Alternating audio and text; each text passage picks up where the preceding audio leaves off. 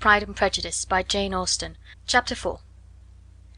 When Jane and Elizabeth were alone, the former, who had been cautious in her praise of Mr. Bingley before, expressed to her sister just how very much she admired him. "He is just what a young man ought to be," said she, "sensible, good-humoured, lively, and I never saw such happy manners. So much ease, with such perfect good breeding." "He is also handsome," replied Elizabeth, "which a young man ought likewise to be, if he possibly can. His character is thereby complete." "I was very much flattered by his asking me to dance a second time. I did not expect such a compliment." "Did not you? I did for you. But that is one great difference between us. Compliments always take you by surprise, and me never. What could be more natural than his asking you again? He could not help seeing that you were about 5 times as pretty as every other woman in the room. No thanks to his gallantry for that. Well, he certainly is very agreeable, and I give you leave to like him. You have liked many a stupider person." "Dear Lizzie!"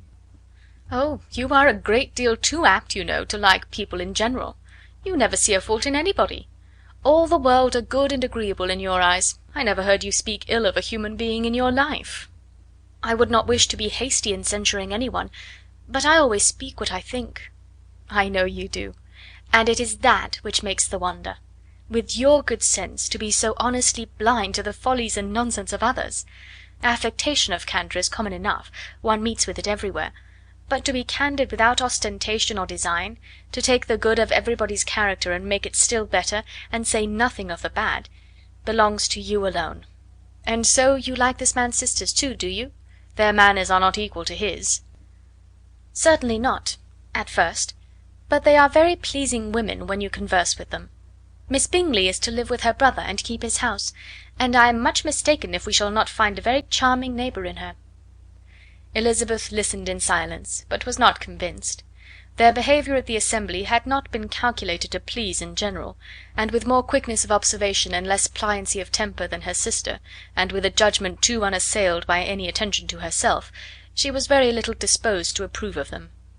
They were in fact very fine ladies, not deficient in good humour when they were pleased, nor in the power of making themselves agreeable when they chose it, but proud and conceited. They were rather handsome, had been educated in one of the first private seminaries in town, had a fortune of £20,000, were in the habit of spending more than they ought, and of associating with people of rank, and were therefore in every respect entitled to think well of themselves and meanly of others. They were of a respectable family in the north of England, a circumstance more deeply impressed on their memories than that their brother's fortune and their own had been acquired by trade. Mr. Bingley inherited property to the amount of nearly £100,000 from his father, who had intended to purchase an estate, but did not live to do it. Mr. Bingley intended it likewise, and sometimes made choice of his county, but as he was now provided with a good house and the liberty of a manor, it was doubtful to many of those who best knew the easiness of his temper whether he might not spend the remainder of his days at Netherfield, and leave the next generation to purchase. His sisters were anxious for his having an estate of his own, but though he was now only established as a tenant, Miss Bingley was by no means unwilling to preside at his table, nor was Mrs. Hurst, who had married a man of more fashion than fortune, less disposed to consider his house as her home when it suited her. Mr. Bingley had not been of age 2 years when he was tempted by an accidental recommendation to look at Netherfield House. He did look at it, and into it, for almost half an hour, was pleased with the situation and the principal rooms, satisfied with what the owner said in its praise, and took it immediately. Between him and Darcy there was a very steady friendship, in spite of great opposition of character. Bingley was endeared to Darcy by the easiness, openness, and ductility of his temper, though no disposition could offer a greater contrast to his own, and though with his own he never appeared dissatisfied. On the strength of Darcy's regard Bingley had the firmest reliance, and of his judgment the highest opinion. In understanding Darcy was the superior. Bingley was by no means deficient, but Darcy was clever. He was at the same time haughty, reserved, and fastidious, and his manners, though well bred, were not inviting. In that respect his friend had greatly the advantage. Bingley was sure of being liked wherever he appeared. Darcy was continually giving offence.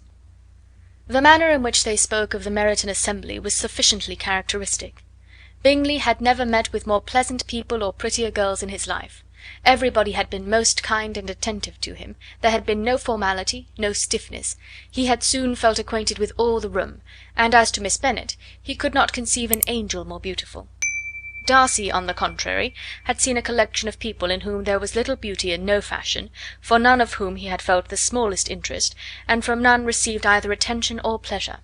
Miss Bennet he acknowledged to be pretty, but she smiled too much.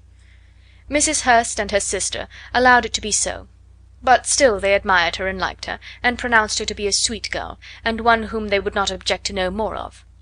Miss Bennet was therefore established as a sweet girl, and their brother felt authorized by such commendation to think of her as he chose. Chapter 5